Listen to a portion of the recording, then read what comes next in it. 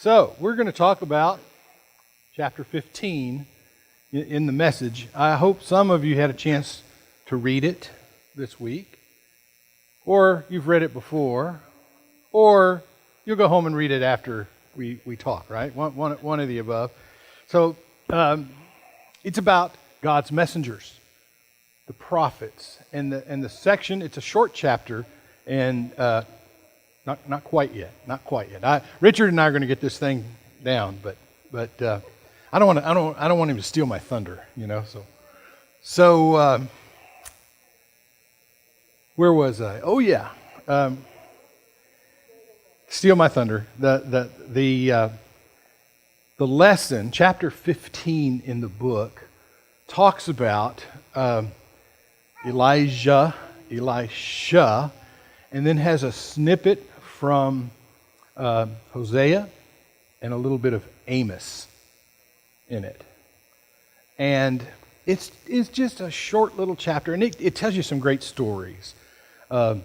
Elijah, it tells the story of the big battle between the priest of Baal and Elisha. And you probably remember that from Sunday school. The fire came down and burned up everything. It's a great story.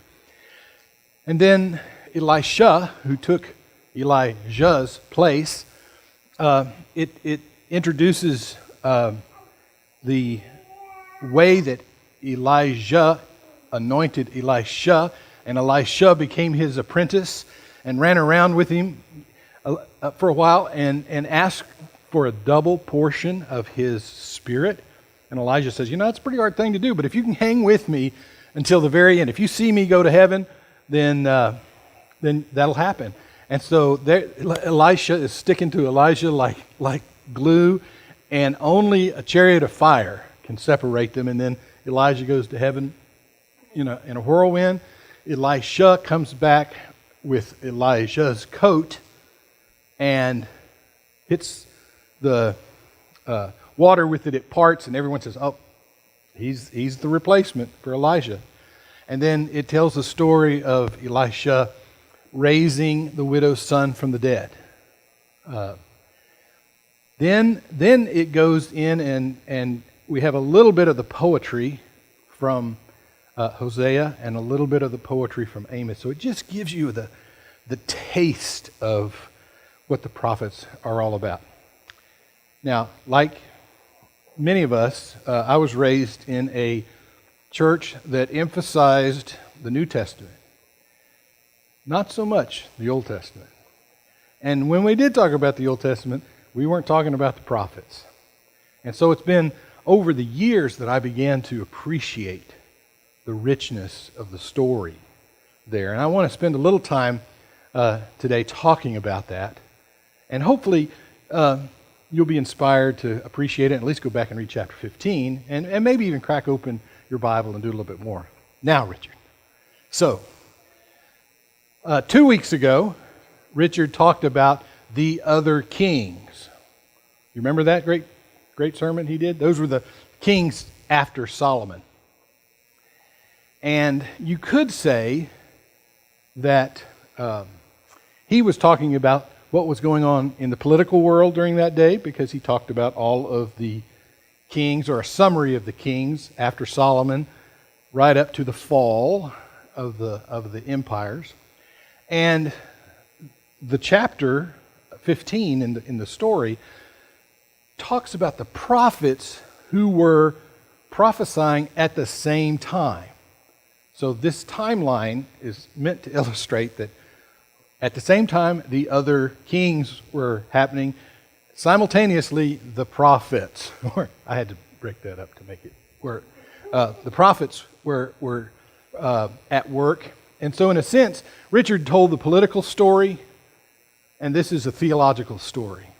Except God doesn't divide the world up that way, and they're both theological stories and they're both political stories, if you will. So I'm going to get lost if I get too far from my notes, and you don't want me to do that. So I thought we would, Terry and I were having a conversation a couple of weeks ago about, when you preach, you got to be within yourself, stay within yourself, use your gifts.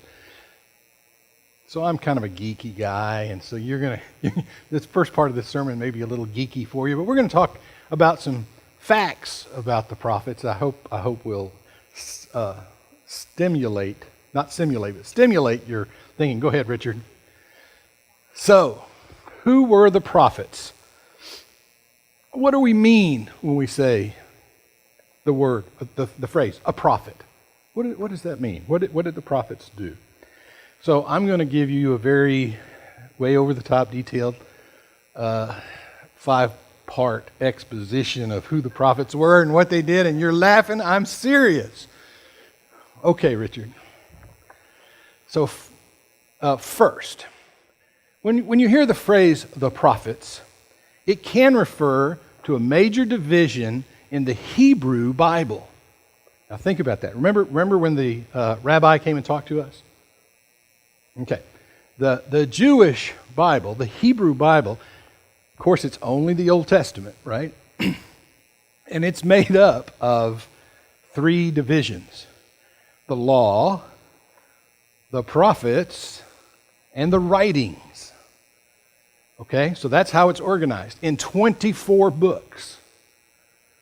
And the reason there are 24 books, another geeky little historical fact, was that originally there were 24 scrolls.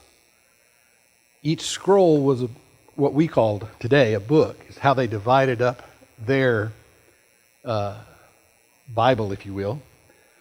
They don't call it that. They have a Hebrew word for it.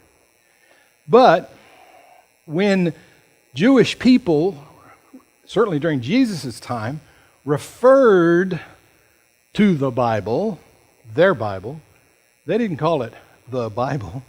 They called it the Law and the Prophets. And here's an example of that from Matthew when he says, "So in everything, do to others what you would have them do to you, for this sums up the Law and the Prophets." If you didn't know this, he's saying, that's everything that's in the Old Testament. Or he didn't say Old Testament, he said their Bible. The golden rule sums up everything that you had to know about the law and the prophets. Doesn't that sound a whole lot like what he said later on in, what's the greatest commandment in answer to that question? Love God and love others. Very consistent message from God that if you want to cut through the 619, is that how many commandments? 600 and how many commandments, Clay? You're supposed to help me out here. 600 plus commandments. Think about the golden rule. Think about loving God and loving others. And that's what God really wants us to do.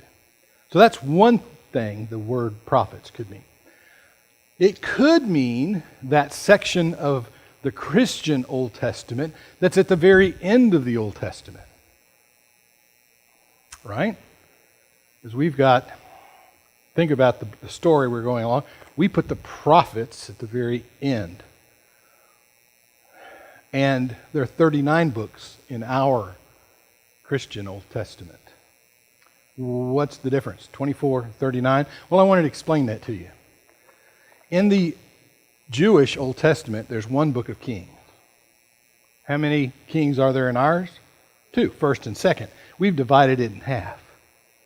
It's resolved, I'm going to be listening for God to point out ways that I need to change. And what a great Sunday this would have been together. And it's a process, it's a journey. It may take years of struggling, to make the change. I'm not expecting it to be immediate or overnight. But am I listening? Because if you're listening and you're concerned and you're willing to change, to have that struggle, that is such a different perspective than I have arrived.